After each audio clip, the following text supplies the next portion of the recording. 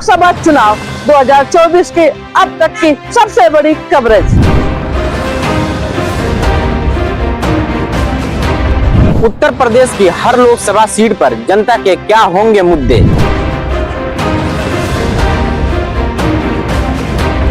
किस मुद्दे पे जनता इस बार वोट डालेगी।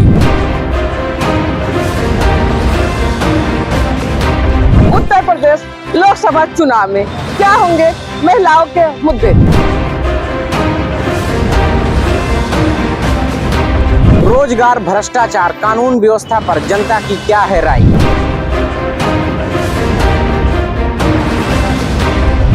देखते रहिए हमारे साथ फर्क इंडिया न्यूज चैनल पर। सब इतना इंतजार करते हैं, हवा चल रही है थोड़ी। तो देखिए, चुनाव का समय है। दो तीन चीजें हैं जिनके बारे में मैं आपसे बात करना चाहती हूँ। सबसे पहले तो आप अपने क्षेत्र की जो राजनीतिक इतिहास है उसको आप थोड़ा गहराई से समझिए कि मतलब आप कौन हैं, आप किस धरती के बेटे बेटियां हैं। आप उस धरती की बेटी बेटियां हैं जहां अंग्रेजी साम्राज्य के खिलाफ किसानों ने 103 साल पहले आंदोलन किया। किसान खुद उठे। एक बड़े नेता थे उस समय, उनके साथ किसान खड़े हुए। मोतीलाल नेहरू जी, जवाहरलाल नेहरू जी ने सुना कि यहाँ पे किसान आंदोलन कर रहे हैं और गरीब किसान खड़ा हो गया है अंग्रेजी साम्राज्य की सत्ता के सामने। तो वो यहाँ आए देखने के लिए कि क्या हो रहा है, हम भी समर्थन करेंगे। तो यहाँ की जनता ने, यहाँ की जनता की जागरूकता ने ही उनको पुकारा और ललकारा, तभी वो यहाँ आए। तो ये जो आपका क्षेत्र है इस पे आपको बहुत गर्व होनी चाहिए, क्योंकि ये क्षेत्र शुरू से राजनीतिक स्तर पर बहुत जागरूक क्षेत्र रहा है। आपने बड़े बड़े प्रधानमंत्री चुने, आपने इंदिरा जी को अपना सांसद बनाया, लेकिन जब आपको लगा कि इंदिरा जी से कुछ गलती हुई है तब आपने इंदिरा जी को भी हराया, उनको भी सही रास्ता दिखाया। इंदिरा जी ने भी आपकी बात का आदर किया। इंदिरा जी ने सोचा कि अगर मैं हार गई हूं रायबरेली से तो इसका मतलब है कि जो मैंने किया या जो हो सकता है कि मुझसे कोई गलती हुई, जनता को ये बात पसंद नहीं आई और उससे उनमें भी चेतना जागी कि उनको भी कुछ बदलना है। और अगले चुनाव में वापस जब आपके पास आई तो आपने फिर से उनको जिताया। तो ये जो क्षेत्र है, इस क्षेत्र में हमेशा राजनीतिक चेतना, जागरूकता और ये देश के लिए जो भावना है वो हमेशा जगी हुई है, हमेशा जगी रही है। तो आपने पूरे देश को दिशा दिखाई। बार बार जब आपको लगा कि राजनीति सही तरह से चल रही है आपने समर्थन दिया। जब आपको लगा कि कुछ गलती हो रही है तो आपने उस गलती को सुधारा। जब आपको लगा कि अंग्रेजी साम्राज्य जैसे साम्राज्य लोगों को दबा रहा है तो आपने उसके खिलाफ। जो राजनीति का आधार है, जो नींव है, वो आप ही ने डाली है, क्योंकि यहाँ से बड़े बड़े नेता उभरे। पंडित जी, फिरोज गांधी जी, इंदिरा जी, सोनिया जी, ये सब इसी क्षेत्र से उभरे। पास में बगल में अमेठी है, उस समय तो अमेठी क्षेत्र ही नहीं था, आधा रायबरेली में पड़ता था, आधा सुल्तानपुर में। तो ये सब एक ही क्षेत्र है जहां से आपने हमेशा मजबूती से लोकतंत्र की लड़ाई लड़ी। तो इसलिए मैं आपको बताना चाहती हूँ कि आज देश में हो क्या रहा है। आज देश में हर स्तर पर लोकतंत्र कमजोर किया जा रहा है। कई भाजपा के उम्मीदवार देश भर में जा रहे हैं, कह रहे हैं कि संविधान को बदला जाएगा, कि अगर इनको 400 सीट मिल जाएगी तो अगले 5 सालों में ये संविधान को भी बदल देंगे। अब संविधान लड़ाई लड़ी। संविधान वो चीज है जिससे आपको अधिकार मिलता है। संविधान वो चीज है जो आपको ये अधिकार देता है कि ये नेता पसंद नहीं है, ये नेता आपके लिए काम नहीं कर रहा है, ये नेता गैर जिम्मेदार है, तो आप इस नेता को समझ सकते हैं।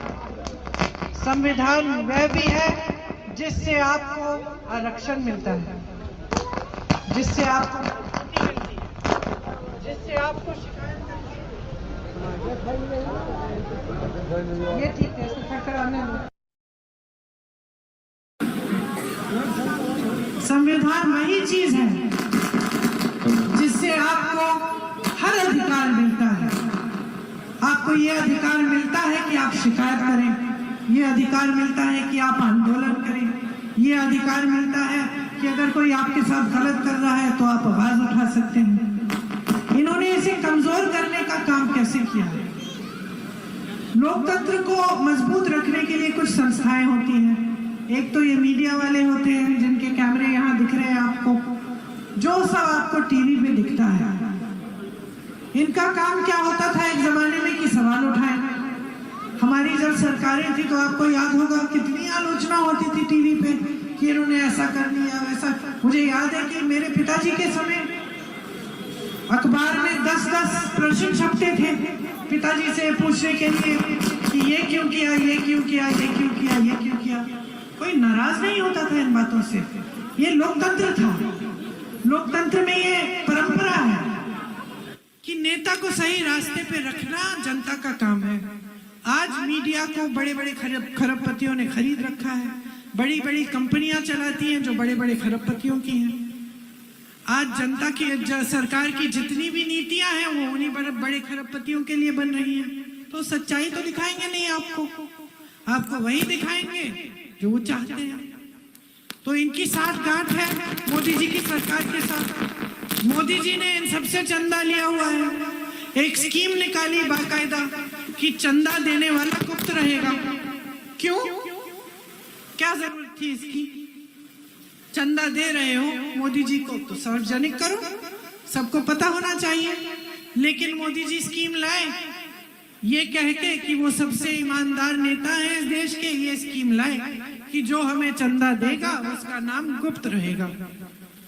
तो जब न्यायपालिका में इसकी सुनवाई हुई तो न्यायाधीशों ने कहा ये गलत स्कीम है क्योंकि इससे तो भ्रष्टाचार होगा।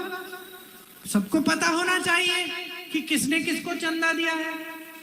तो जब वो लिस्ट जो सूची सार्वजनिक हुई कि किसने भाजपा को चंदा दिया है तो कैसी बातें निकली। ऐसी बात निकली कि मोदी जी ने जिस पे छापा करवाया था वो चंदा दे रहा है, उसके बाद छापे बंद हो रहे हैं। मोदी जी ने जिस पे केस लगवाए थे और चंदा दे रहा है वो केस ठंडे बस्ते में चले जा रहे हैं। आपको याद होगा कोविड के समय हम सबको टीका लगा। आपको लगा किसको टीका लगा? हाथ उठाओ। हमें भी लगा, हमें 2-2 लगे, सबको 2-2 लगे। लोग ऐसे ही गिर के मर रहे हैं। वो वैक्सीन तो सबको लगाई। जो पुल गिरा था गुजरात में जिसमें सैकड़ों लोग बह गए पानी में, पता चला पुल में कुछ पता नहीं क्या हो गया था कि वो टूट के गिर गया। उस बनाने वो कंपनी जिसने वो पुल बनाया उससे इन्होंने चंदा लिया। तो सच्चाई आ गई देश के सामने कि एक पूरी साठगांठ है। बड़े बड़े खरबपति, उनके लिए नीतियां बनती हैं, उनके 16 लाख करोड़ रुपए के कर्ज माफ होते हैं, वही पूरी मीडिया को संभालते हैं मोदी जी के लिए और उन्हीं के लिए सारी सुविधाएं। अगर इनके कर्ज माफ कर सकते थे तो 10 सालों में किसानों के कर्ज माफ कर सकते थे। किसान का कितना होता है कर्ज? किसान का कर्ज कितना होता है? मैं ऐसे किसानों के घर गई हूँ यहाँ यूपी में ही, जिन्होंने आत्महत्या कर ली 1 लाख रुपए के लिए, 50,000 रुपए के लिए। इन्होंने चंद खरबपतियों के 16 लाख करोड़ रुपए माफ कर दिए, लेकिन किसान का 1 पैसा माफ नहीं किया।